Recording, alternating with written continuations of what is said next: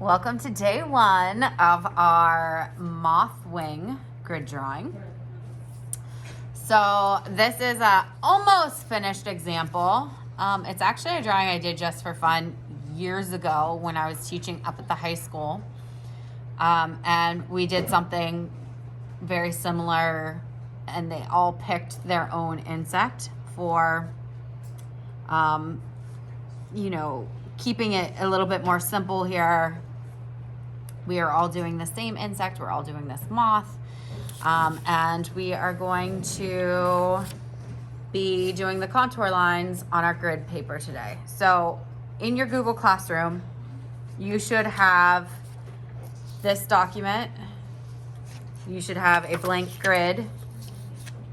And then you have a picture like this blown up for you to use as reference. So we're going to do the contour lines today. I'm going to show you how to get this all set up. And then in future classes, we're going to pull out the Prismacolor pencils and learn some different blending techniques. And everyone's moth is going to be similar in its structure, but might be colored slightly different. Okay, so let me get that out of the way. What you're going to need today is your grid template, a pre-cut piece of paper that I have for you. This is yours, don't lose it. We don't print a whole lot in color, so I had to get like special permission to get this printed for you, so don't lose it. A pencil and masking tape. So the first thing you're going to do is you're going to take your piece of paper and you're going to, you see there's like an grid and then there's a line around it. This is for the outside of your paper. It should fit pretty much right on there.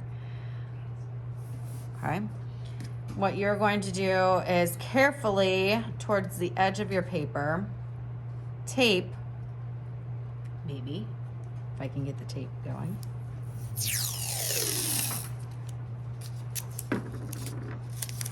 Tape that down.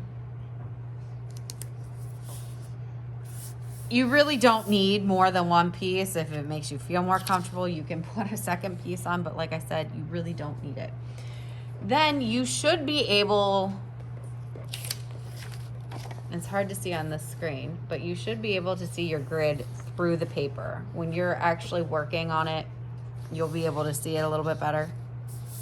But it's hard to pick up on this camera. So the next thing that you're going to do, flip this over, and at the very bottom corner, small, not so small that you can't read it, my goodness, but you're gonna write your name and class code. In this case, we are 6C, but if you're watching at home or if you're watching this pre-recorded, then your class code's something different. All right. So we're not so concerned about this today. This is a reference for color. This is your contour line drawing, which basically means it's like the outlines. It's like the coloring page version of what you're going to be doing. So I'm wondering if I set up.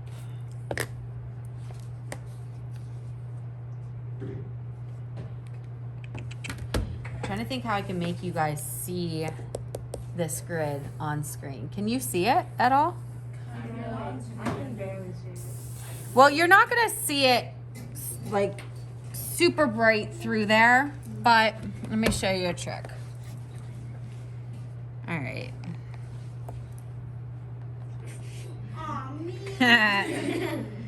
Funny.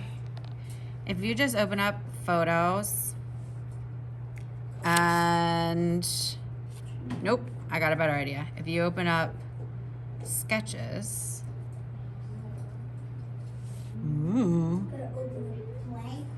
open a blank paper, put away the brushes. You have yourself a little light box. Can you see that? Better? So what you are going to do, now we practiced the grids the other day.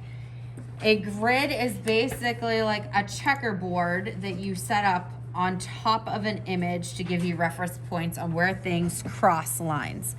So I'm looking where this crosses here and here, and how far this comes over here. So this cross is almost all the way at the top here and halfway here, and you can barely see that on the screen. It's about halfway in that space.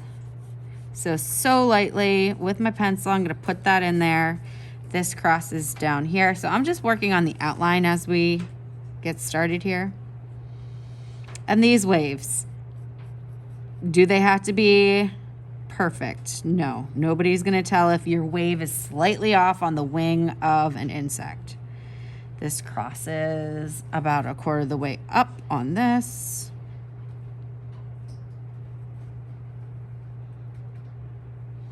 Comes down like so. So you are going to start sketching these out. Now these little blobs, it might drive you nuts that I put them on here for you.